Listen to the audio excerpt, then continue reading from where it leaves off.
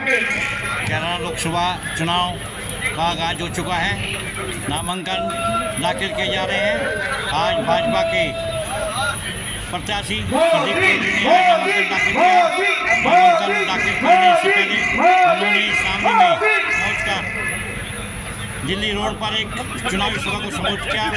देखिए क्या कहते हैं डिप्टी सीएम।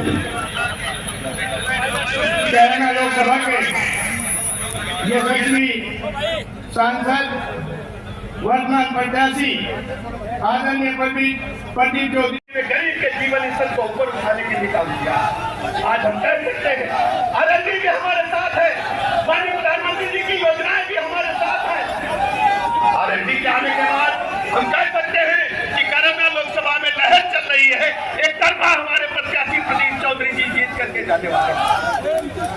आरएलडी के आने के बाद क्या हालात बन रहे हैं आप अच्छी तरह जानते हैं। चौधरी चरण सिंह जी जो किसानों के मसीहा, चौधरी अजय सिंह जी का पूरा जीवन किसानों के लिए संघर्ष करते बीता, लगातार मांग करते रहे कि चौधरी चरण सिंह को भारत रत्न मिलना चाहिए, लेकिन सरकारें आई और चली गई, लेकिन किसान नेता को आज तक भारत रत्न कोई भी पिछली सरकार नहीं दे पाई। ये भी माननीय प्रधानमंत्री नरेंद्र मोदी जी ने किया। चौधरी चरण सिंह को भारत रत्न देकर केवल 24 साल का सम्मान नहीं है, देश के एक एक किसान का सम्मान करने का काम माननीय मोदी जी ने किया। इसलिए मैं मित्रों आपके बीच में कहने के लिए आया। हमारे मित्र प्रदीप जी नामांकन करके आ गए हैं, इनको मैं बधाइयां देता हूँ, शुभकामनाएं देता हूँ।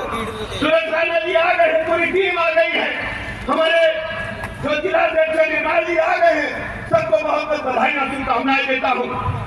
यहाँ पर देखने पर मुझे स्पष्ट हो गया है कि कैराना लोकसभा में भारतीय जनता पार्टी आरएलडी की आने चल रही है। एक तरफा जीत यहाँ पर प्रदीप चौधरी जी की होगी और प्रचंड बहुमत के साथ कमल यहाँ खिलने वाला है।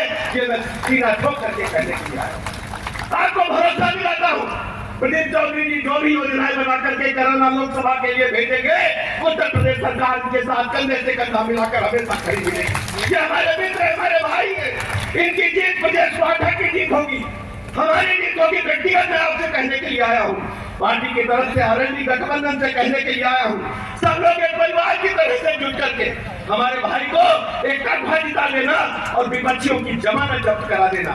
इन्हीं शब्दों के साथ मैं आप सबका आभार प्रकट करता हूँ, क्योंकि सहारनपुर लोकसभा में भी नॉमिनेशन में मुझे जाना है, इसलिए मैं आपसे क्षमा मांगता हूँ और आपको बधाई देता हूँ, शुभकामनाएं। सम्मानित मंच पर बहुत बड़े बड़े लोग दल के नेता हैं, भारतीय जनता पार्टी के नेता हैं, अति सम्मानित सदन, सबको मेरा हाथ जोड़ के नमस्कार प्रणाम।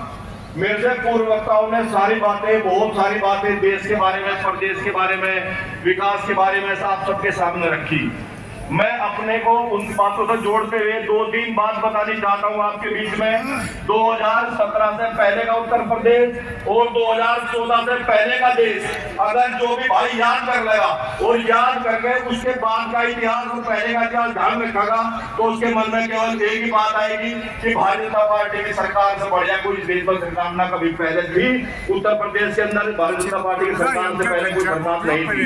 जब आप इस बात को ध्यान में रखोगे तो मैं तो ये कहना चाहता हूँ, सम्मानित मंच से तो सम्मानित मंच को वोट मांगने की भी जरूरत